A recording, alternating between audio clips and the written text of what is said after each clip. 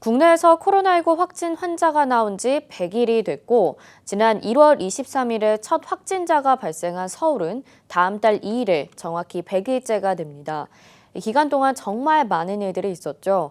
시민들의 걱정과 우려를 샀고, 모든 이들을 긴장하게 만든 서울의 코로나19, 그 100일을 되짚어봤습니다. 김대우 기자입니다. 시작은 올해 1월 23일이었습니다. 중국 우한시를 다녀왔다는 50대 남성이 서울에서는 처음으로 코로나19 확진 판정을 받았습니다. 감염병 위기경보가 주2에서 경계 단계로 올라갔고 지역 곳곳에는 선별 진료소가 설치됐습니다. 그러나 코로나19는 더 확산됐습니다. 종로구 등을 중심으로 확진 환자가 늘면서 지역사회 감염에 대한 우려가 커졌습니다. 집단 감염 사례도 속속 발생했습니다.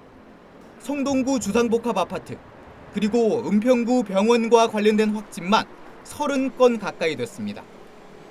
이런 원인 등으로 지난 2월 한 달 동안에만 70명이 넘는 확진 환자가 서울에서 나왔습니다.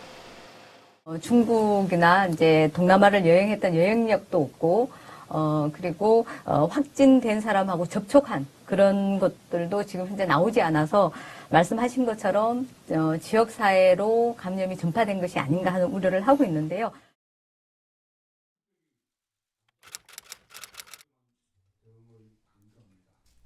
감염병 위기경보가 최고 단계로 격상된 지난 2월 23일.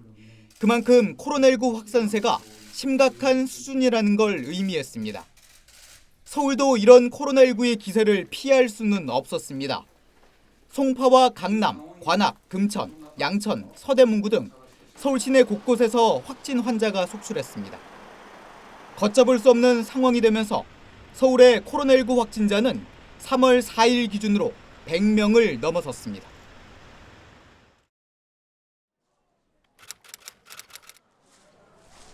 이런 가운데 서울은 중대 고비를 맞습니다. 이른바 최대 집단 감염 사태가 구로구에서 발생하면서 서울의 코로나19 확진자는 급속히 늘게 됩니다. 구로구 집단 감염이 있기 전인 2월 말 기준으로 서울의 확진 환자는 90명이 안 됐습니다. 그런데 한 달 뒤인 3월 31일 기준으로 450명을 넘어서게 됩니다. 이는 서울에서 발생한 가장 규모가 큰 집단 감염 사례로서 저희들은 매우 심각하고 또 위중하게 이 상황을 인식하고 추가 확산을 막기 위해서 최선을 다하고 있습니다. 이 같은 서울의 코로나19 기세는 시민들의 적극적인 사회적 거리두기 동참과 일선에서 사투를 벌인 의료진 등의 노력으로 4월 들어 한풀 꺾이게 됩니다.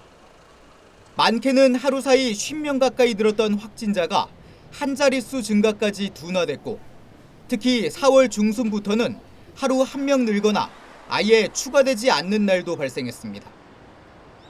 한 달 넘게 이어졌던 사회적 거리두기를 생활 속 거리두기로 전환하려는 것도 바로 이런 이유 등에서입니다. 서울뉴스 김대우입니다.